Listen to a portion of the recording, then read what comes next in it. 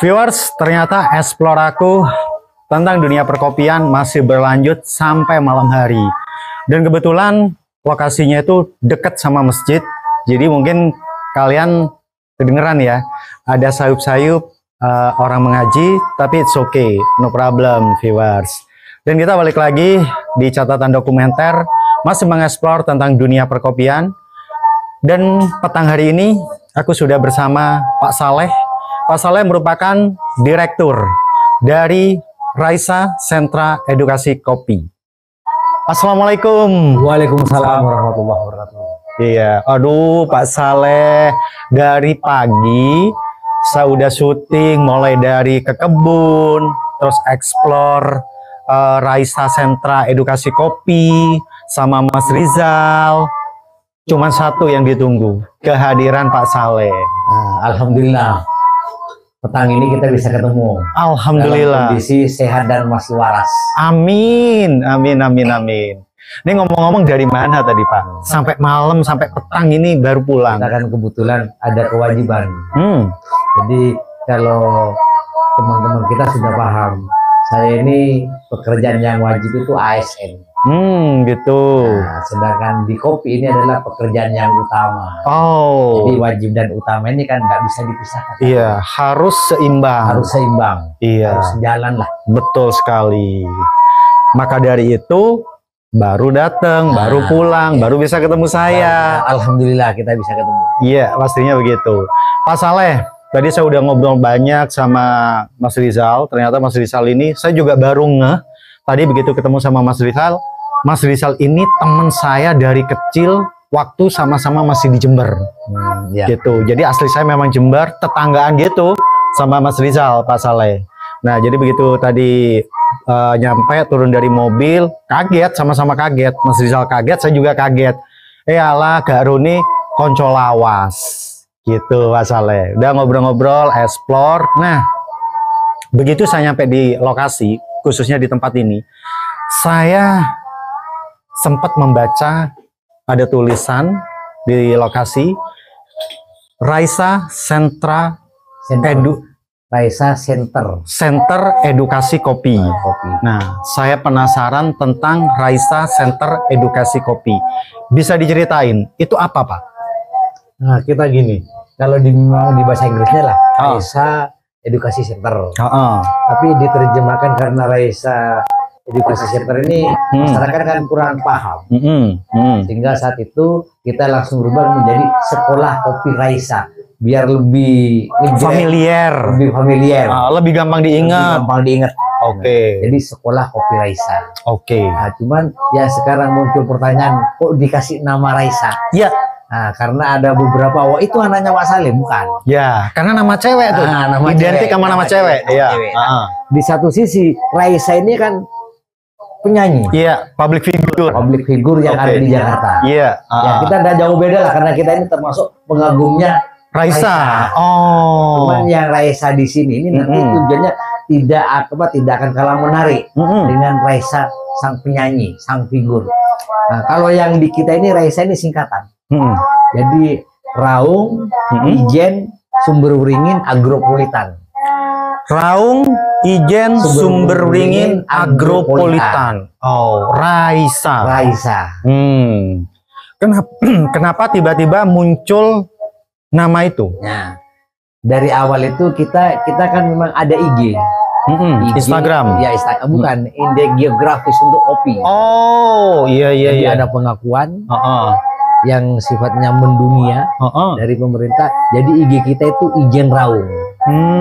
Jadi mulai dataran Ijen Raung Kayu Mas itu sampai ke kita.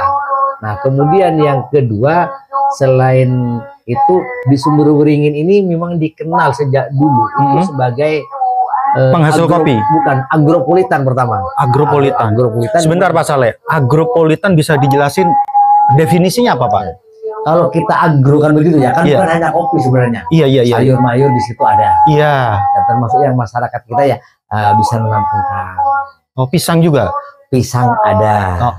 Kemudian kayak gobes ada. Palawija ada. Sehingga disebut agro. Karena semuanya serba ada yang kaitannya sama pertanian dan juga perkebunan. Jadi, kita di awalnya kan memang terkenal dengan pertanian. Tapi sejak Pak Amin menjabat dengan adanya dengan apa istilahnya ya, modelnya memproklamirkan diri menjadi Bondowoso Republik Kopi. Kopi menjadi apa ya? Menjadi sesuatu yang harus dimunculkan, di blow up ya. Ya, di blow up. Padahal di kita ini sebenarnya Bondowoso di awalnya kan terkenal dengan kota tape. Kota tape, iya. Nah, kota tape. Nah, sekarang ini sudah seiring. Di satu sisi Bondowoso terkenal dengan kota tape, kemudian yang kedua Bondowoso juga terkenal dengan Bondowoso Republik Kopi. BRK. Bondowoso Republik Kopi. Nah, yang diproklamirkan oleh Pak Amin, saat menjabat menjadi Bupati Bondowoso. Di kita ini pernah ada pelatihan, pelatihan untuk Sri Kandi Kopi. Kita juga ada sebenarnya ada perkumpulan yang namanya Sri Kandi Kopi. Berarti cewek-cewek dong? Cewek-cewek. Nah, cewek-cewek ini bukan cewek-cewek yang gimana, tapi ini para istri petani kopi. Oh, di daerah sini? Di daerah sini. Kebetulan ketuanya itu Bu Sundari. Oh, istri Bapak? Istri saya. Oh, istri saya. Nah, di Sri Kandi Kopi itu pernah diklat sampai dengan hari ini masih ada lah pelatihan. Itu namanya Bolen Kota. Bolen Kota. Apa itu, Pak? Nah, Bolen Kota. Bolen kalau selama ini kan kita kenal kan isinya mesti pisang. Betul. Nah, di kita enggak. Jadi isinya tape. Bolen Kota. Bolen Kota itu isinya di dalam tape, tapi lulurannya pakai kopi. Oh, kota berarti kopi tape. Oh, Bolen Kota. Bolen yang di dalamnya itu isinya tape tapi dilumuri kopi. Oh, oke. Nah, kemarin pada saat penilaian izin geopark, ini termasuk salah satu yang disajikan. Oh, Bolen Kota tadi. Bolen Kota itu. Nah, cuman kalau kita pesan pre-order biasanya. Oh gitu. Ya. Jadi nggak ready stock? Nggak ready stock. Karena kan satu masih belum umum. Iya.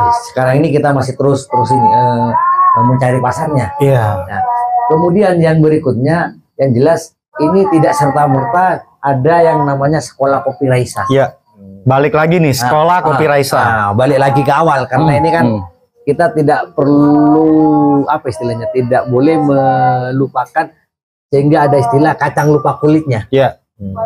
Berarti ada historinya, ada sejarahnya. Ada sejarahnya. Iya, yang terpenting. Kadang-kadang kita akan melupakan sejarah. Betul. Di tahun 2021 itu teman-teman kita dari LP2M Unit itu datang ke Sumber Waringin yang dipromotori oleh Pak Ali Bahdudin saat itu.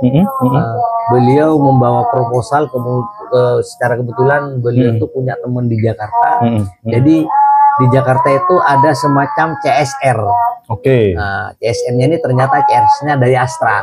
Nah, Astra ini ternyata kerjasamanya dengan ini Menteri Perdesaan. Istilahnya apa? Kemendes. Nah, di Kemendes itu ada program yang istilahnya programnya itu adalah program Prokades. Produk unggulan kawasan pedesaan. Oh, Prokades. Jadi produk unggulan kawasan pedesaan. Nah, ternyata kita yang dibidik ini adalah kopi. Yang dibidik kopi. Nah, di situ yang diprogramkan oleh teman-teman LP2M itu adalah pemberdayaannya. Nah, singkat cerita, di tahun 2021 itu kita ngikuti lomba gambar, lomba landmark gambar yang kebutuhannya disesuaikan dengan kebutuhan kita. Dari 78 peserta seluruh Indonesia, kita itu masuk 10 besar saat itu. Karena saat itu kita musim pandemi, kita semua presentasi segala macam kita online, agak Zoom lah. Dari 78 kita pertama kali masuk 10 besar, kita presentasi lagi lah. Saya secara kebetulan yang ditunjuk sebagai lokal champion saat itu, jadi kita berargumen dari 10 besar kita akhirnya masuk 5 besar. Nah, di saat masuk 5 besar itu kita presentasi ada beberapa perubahan. Kemudian yang terpenting bagi kita yang selalu kita ingat, kita itu harus buat rap. Nah, kita di awal nggak pernah berpikir ini lomba, tidak ditentukan hadiahnya apa. Nah, setelah kita buat rap, kita maksimalkan saat itu di angka 600. Ternyata dari panitia, silakan Pak, ini anggarannya maksimal 300 juta. 300 juta. Kita menentukan 300 juta. Nah, pada saat presentasi 5 besar, langsung diumumkan kita ada di peringkat kedua. Nah, seluruh Indonesia tuh ya? Seluruh Indonesia. Nah, peringkat pertama itu dari Mojokerto. Ternyata di Mojokerto itu produknya apa? Bangunan unik tapi dari bambu. Biayanya sekitar 67 juta. Nah, ternyata di akhir cerita itu beliau malah dapatnya 67 juta. Kita yang dapatnya 300 juta. Lebih gede. Ternyata hadiahnya tuh sesuai RAP. Ya, sesuai RAP tadi ya? Iya, rencana anggaran jadilah begini. Jadi fokusnya itu bidikannya lebih kepada kopi ya? Nah, lebih ke kopi. Dari program CSR tadi? Itu. Untuk CSR itu kan merupakan sebuah lembaga pembiayaan kalau nggak salah? Benar.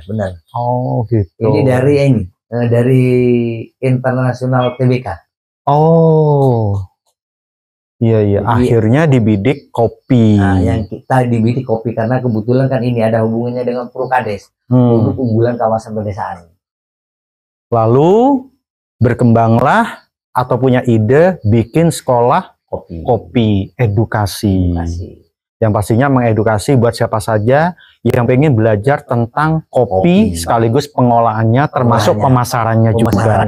Jadi dari hulu ke hilir. Betul. Nah, kita sekarang ini sudah punya produk kurikulum. Produk kurikulum yang disesuaikan dengan teman-teman kita yang ada di perguruan tinggi. Disesuaikan ya. Disesuaikan. Nah, produk kurikulum ini tentunya mengikuti arus yang diinginkan teman-teman di perguruan tinggi. Jadi tidak paten. Jadi kalau misalnya fleksibel lah. Justru yang kita bangga sekali, pertama kali magang ke kita adalah teman-teman mahasiswa kita yang dari IPB. Bandung. Bogor. Iya. Institut Pertanian Bogor. IPB. Yang magang ke kita. Jadi ya alhamdulillah. Kemudian pertama kali kita ada sekolah kopi ini, kita justru cuppingnya ini kita ikutnya di Belanda. Apa tuh cupping, Mbak? Uji cita rasa. Uji cita rasa. Itu namanya cupping. Iya.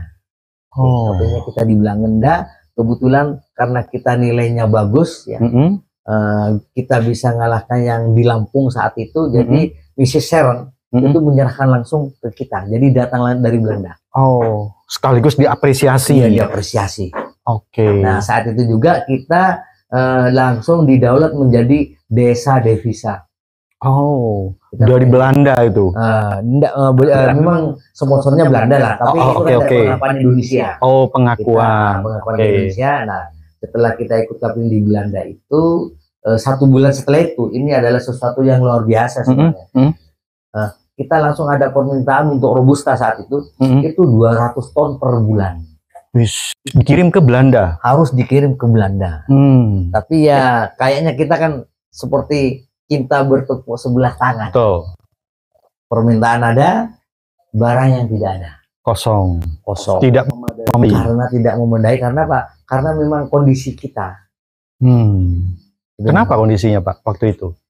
Satu, kita kan modelnya kan, kita dari awal kan kopi ini kan model lancuran. Apa itu lancuran? Lancuran itu ya tanam dibiasakan ke atas. Jadi dia langsung berdiri ke atas lah. Biar tumbuh ke atas dulu. Ke atas terus, tidak dipangkas. Harusnya dipangkas? Enggak. Harusnya dipangkas. Kalau misalnya dilancur, kalau misalnya di Brasil, itu sudah sistem pagar kita. Ada pagar gitu? Ya modelnya 1 meter 1 meter. Kayak pagar gitu? Iya, kayak pagar. Sehingga secara produktivitas, secara kuantitas itu bisa maksimal. Sistem pagar tadi ya? Sistem pagar itu. Iya. Cuman kalau di Brasil itu sistem pagarnya kan 4 kali panen ditebang. Jadi satu tahun rei. Kalau kita kan nggak bisa. Oke. Kita kan nggak bisa. Siap. Pak, balik lagi tentang sekolah kopi edukasi Raisa ya kan? Sejauh ini berdirinya kapan, Pak? Kita 7 Agustus 2022. 2022. Ya. Berarti sudah berjalan 2 tahun. 2 tahun. Belum seumur jagung. Belum seumur jagung. Baru lah ya. Nah, baru. Belum seumur jagung. Ya. Sejauh ini 2 tahun berjalan, ini yang sudah belajar atau yang ingin tahu tentang seperti apa, karena kan di dalamnya juga ada knowledge ya kan, pengetahuan. Ini dari mana aja, Pak? Kalau yang dari luar, itu dari Universitas California Davis. Dari California. Wis, jauh-jauh ya. Nah, dari luar negeri ya? Ya, dari luar negeri. Kemudian dari Jepang. Wis. Yang terakhir yang dari Jepang itu sampai 2 kali datang ke kita. Termasuk belajar nyeduhnya, segala macam, ke kebun. Termasuk pengolahan limbahnya bagaimana. Termasuk mesin yang dipakai bagaimana. Termasuk proses yang kita proses kopi yang bagaimana. Itu yang dilihat. Kemudian yang terakhir kemarin Profesor Najib. Dari mana, Dari Pak? Malaysia. Oh, iya Malaysia. Kesini ya belajar nyeduh, roasting, bagaimana rasanya kopi seperti ini, terus ke kebun pengolahannya bagaimana. Kemudian yang berikutnya kemarin itu ada 35 mahasiswa Australia ke kita. Jadi kita ajari karena waktunya singkat, ya bagaimana caranya ngerambang. Kemudian kalau sudah ngerambang dia yang tenggelam kita kasih, oh ini yang bagus. Kemudian yang ke atas yang tidak tenggelam, karena teman-teman dari sana itu tidak percaya kalau ini kopi jelek, kita pecah. Untuk membuktikan. Karena kita kan ilmunya kan ilmu pasti. Iya. Jadi bukan tebak-tebakan ya. Bukan tebak-tebakan. Ini istilahnya ini sulap segala macam.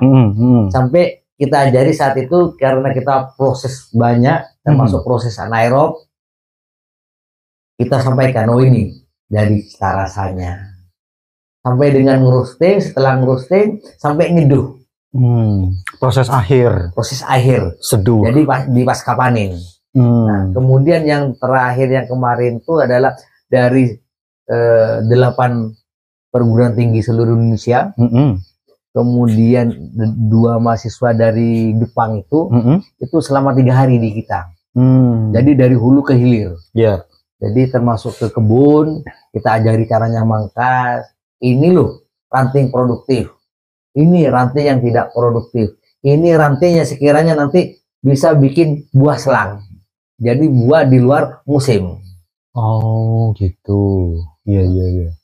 Kopi, fokus kita ke kopi. Kalau menurut saya pribadi, kopi itu tidak terlepas dari rasa sekaligus seni. Kalau menurut Pak Saleh sendiri, setuju nggak?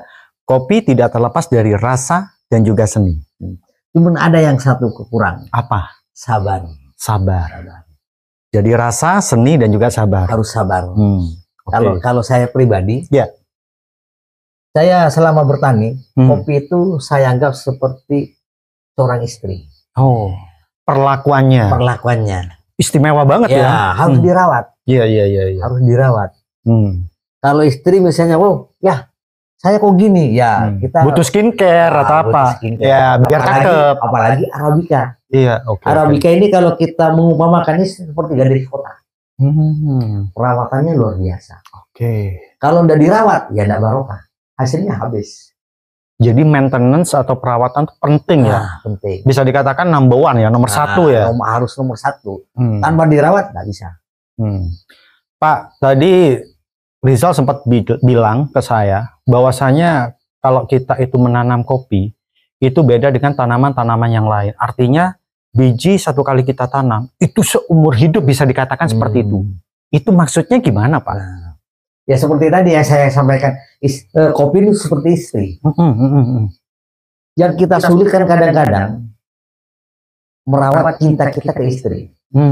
Cinta kasih kita ke istri. Kalau istri tidak dirawat, kebutuhannya tidak dipenuhi, tumbang. Itu pasti. Sama dengan kopi. Kopi ini, karena kan ujung tombaknya kan di tanah. Di tanah, iya. Kalau hanya dipetik, ditunggu buahnya, dan dirawat, mau menghasilkan nggak bisa. Sekalipun bijinya bagus nih. Iya, sama. Awalnya kondisi tanah oke nih, tapi nggak dirawat. Nah, sama dengan kita lah, punya istri cantik dia. Iya, oke. Makanya nggak diatur. Tidurnya sembarangan. Iya. Seharusnya kalau ke kota diantar, suruh jalan kaki. Iya. Habislah kita. Iya. Sama dengan kopi. Kopi itu ya sama dengan gadis kota. Kalau belum nikah loh, siapa yang tidak mau mandang? Tertarik. Sama dengan kopi. Kopi itu maksimal umur 6 tahun. Belum perlu ada pemangkasan segala macam, dia pasti buah. Karena rantingnya masih produktif. Nah, setelah itu baru dipakarlah, dirawat. Itu kalau enggak diperhatikan, habislah. Mungkin 10 tahun sudah mati. Jadi harus diperhatikan, dirawat, disayang, dimanjain. Harus dimanja memang kopi. Iya. Kalau kayak kita lah, kita kerja terus tanpa makan, habis kita. Habis. Sama dengan kopi. Kopi ini mau dibikin berapa tahun mati, tergantung kita. Oh. Begitu. Jadi kuncinya balik lagi ke kita. Ke kita. Pengaturan awal lagi. Nah, pengaturan awal. Karena kalau saya secara pribadi paham, rezeki itu paham dengan kita. Kan begitu. Cuman kita kan tidak pernah paham dengan rezeki. Makanya dengan Allah harus ikhtiar. Berusaha. Harus berusaha. Nah, usaha untuk bagaimana kopi berbuah, tapi juga hidupnya kita jamin. Karena dia memberikan penghasilan juga ke kita, memberikan penghidupan. Kalau kita hanya sekedar ngambil, ya habis. Iya. Oke, siap. Nah, Pak Saleh, dari obrolan kita yang singkat ini, sebenarnya masih banyak yang ingin saya tanyakan sama Pak Saleh, tapi ya berhubung waktu juga.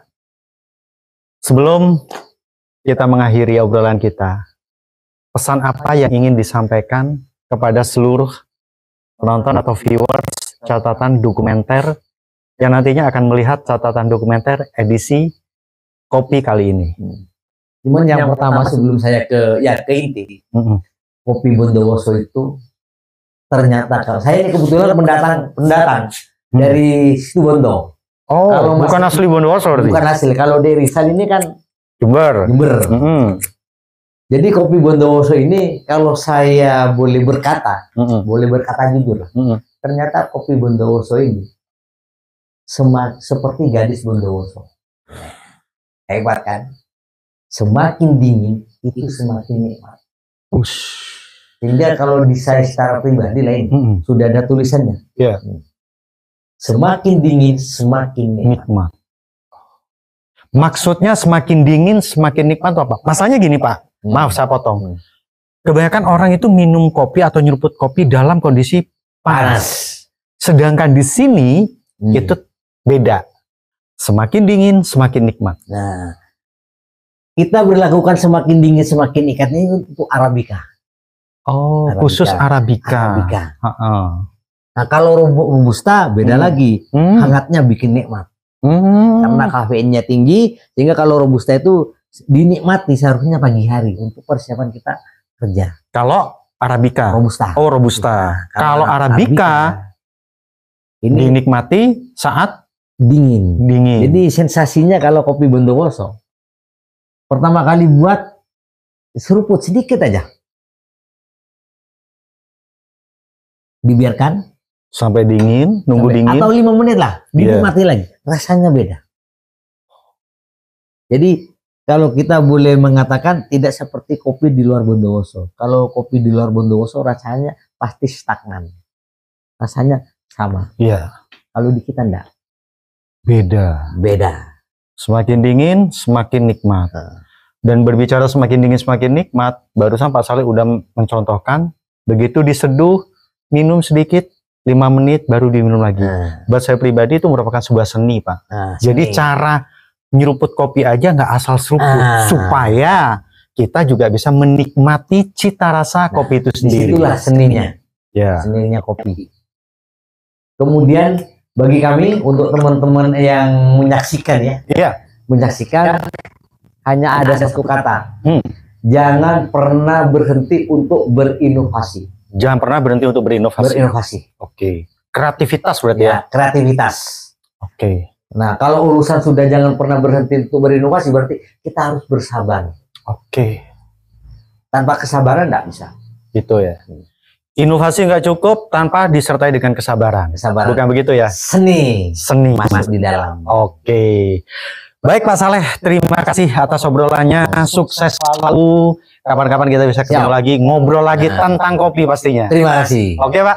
Oke. Siap. Dan salam kopi. Oke, salam kopi viewers. Saya selaku petani kopi, yang pertama, yang kedua saya selaku direktur sekolah kopi, ingin memberikan pesan kepada teman-teman khususnya petani kopi. Mari kita sama-sama saling mengisi kekurangannya dan belajar bersama-sama. Untuk masyarakat umum, cintailah kopi Indonesia, khususnya kopi Bondowoso.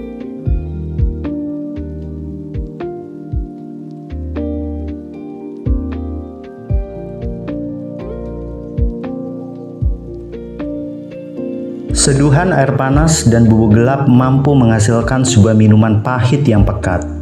Tapi entah bagaimana, ada sebuah kenikmatan yang muncul ketika mulut sudah mulai menyeruputnya. Sebagian dari kalian mungkin setuju kalau kopi lebih dari sekedar minuman.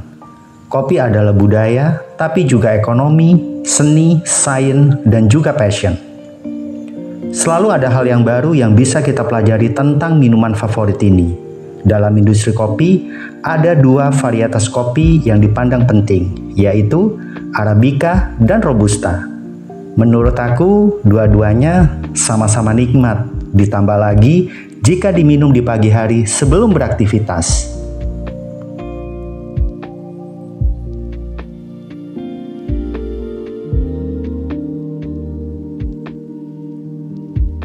Viewers, syuting catatan dokumenter kali ini udah selesai, tapi aku and tim masih pengen nyantai-nyantai dulu di sekolah kopi Raisa, dan pastinya gak lupa seruput dulu kopinya. Thanks for watching, see you next video and bye-bye.